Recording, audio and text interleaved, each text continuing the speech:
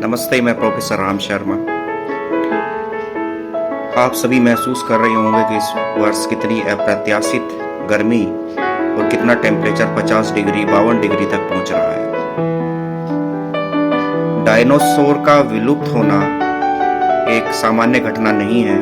Dinosaur इस पृथ्वी से इसलिए विलुप्त हुए क्योंकि वो बदलते हुए मौसम के साथ अपने आप को एडजस्ट नहीं कर पाए और वो धीरे धीरे पृथ्वी से समाप्त हो गए। अगर हम मानव की तरफ देखें तो किस तरह से वो बिजली पे डिपेंड होता जा रहा है, एसी पे डिपेंड होता जा रहा है और बाह्य प्रकृति से कटकर उसने धीरे धीरे अपने आप को अपार्टमेंट्स में कैद कर लिया है। और अपार्टमेंट्स भी ऐसे हैं कि 10वीं मंजिल पे, 15वीं मंजिल पे, 20वीं मंजिल पे किस तरह से वहां पानी पहुंच रहा है। बिजली के बिना कोई कार्य नहीं हो पा रहा है, एलिवेटर से चढ़ के जाया जा रहा है, ताजी हवा नहीं आ रही है और किस तरह से वो शायद उसे नहीं मालूम कि वो अपने अस्तित्व की एक लड़ाई लड़ रहा है और जो उसका इम्यून सिस्टम है उससे वो दूर होता जा रहा है। तो अगर हम इसकी तुलना करें डायनासोर्स की मनुष्य से, तो वो अपने आप को एडजस्ट नहीं कर पा रहा है प्राकृतिक रूप से। वो आज महसूस कर रहा है एसी में रह के कि वो तो बहुत खुश है, दवाइयां लेके अपने आप को स्वस्थ मान रहा है। लेकिन कहीं ना कहीं एक लड़ाई है प्रकृति के साथ मनुष्य की, वो बहुत एक सीरियस टर्न ले चुकी है। मनुष्य का इम्यून सिस्टम लगभग खत्म हो चुका है। वह दवाइयों पे इतना डिपेंड हो चुका है कि आज मेडिकल स्टोर्स और नर्सिंग होम खुलते खुलते उसके घरों के पास तक पहुंच चुके हैं।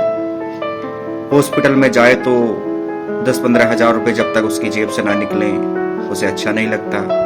फुल बॉडी चेकअप वो अपना ना करा ले तो उसे मानसिक शांति नहीं मिल रही है। इस प्राकृतिक जो मैं कहूंगा परिवर्तन जो हो रहा है, इसके लिए मानव स्वयं जिम्मेदार है। इतने वृक्ष काट दिए गए हैं और वृक्ष काटने का क्या परिणाम होगा कि बादल आएंगे लेकिन बारिश नहीं होगी, क्योंकि वही एक सर्कल बनाते हैं। पेड़ बादलों को खींचते हैं और उनकी जड़ें पृथ्वी के अंदर रहती हैं, तो उसी से जो एक धन ध्रुव प्लस और माइनस के जुड़ने से बारिश होती है। तो जितने पेड़ हम काटेंगे तो समझ लीजिए बारिश का विलोप हो जाएगा और अगर होगी भी तो वो अतिवृष्टि होगी, अत्यधिक बारिश होगी और उसका रूप विनाश का होगा। प्रकृति जिसके सहारे पे मानव का विकास हुआ, प्रकृति का विनाश करके आज मानव खुद अपने विनाश के कगार पर पहुंच गया है। और ये उसके लिए सोचने का विषय है कि आगे ये रास्ता कहाँ तक जाता है, कितनी जल्दी मानव अपना विनाश चाह रहा है या अपने आप को कितना एडजस्ट कर पा रहा है, या इस प्रकृति के विनाश लीला को वो समझ पा रहा है, या वो प्रकृति में दोबारा लौटना चाह रहा है।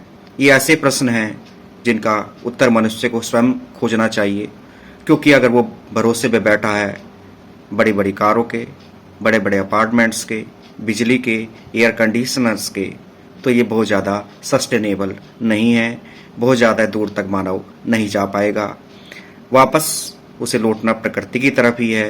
वो किस रूप में लौटेगा, विनाश के बाद लौटेगा या पहले लौट पाएगा, या अपने आप को इतना एडजस्ट कर पाएगा कि कहीं उसका विलोप डायनासोर की तरह ना हो पाए। मेरे अगले लेक्चर्स इसी पे आधारित रहेंगे। धन्यवाद, प्रणाम।